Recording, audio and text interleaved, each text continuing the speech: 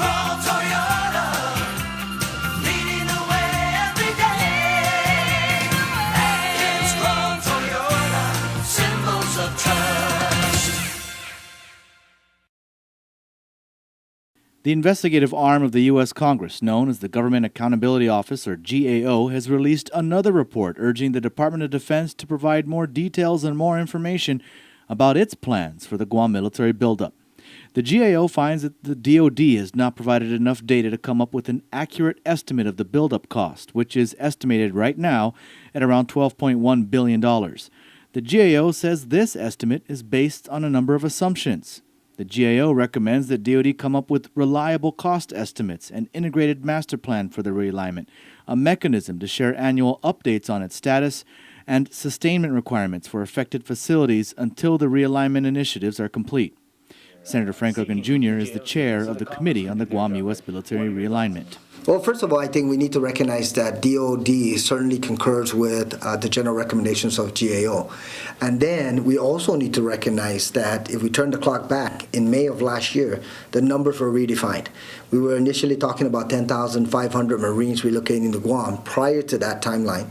But then in May of last year, they changed the entire equation where 4,700 will be assigned to Guam, 2,700 will be assigned to the state of Hawaii, and then about 2,200 to Australia. Because the scope of the buildup has changed, DoD now has to conduct a supplemental environmental impact statement before it can proceed with any of its plans. Senator Ogun says that DoD will probably be able to come up with a more reliable estimate once this SEIS is done. Until the supplemental EIS comes out and the preferred 1, 2, or 3 locations are identified, it's extremely difficult for the military to come out with more precise cost estimates of what the facilities are going to be, because putting the cantonment and a firing range in the north of Guam most likely will not cost as much as putting it in a whole new location in the southern part of the island. The House Armed Services Committee recently passed its version of the fiscal year 2014 National Defense Authorization Act, which includes $120 million in civilian infrastructure needs, $495 million for military construction, and it ends restrictions on Japan funds for the realignment that were put in by the Senate in the 2013 budget. But will this GAO report, which essentially says that DoD needs more details in its plans and estimates, affect the passage of this defense bill, especially considering the fact that spending for the buildup has been repeatedly blocked in the Senate because of a lack of detailed planning?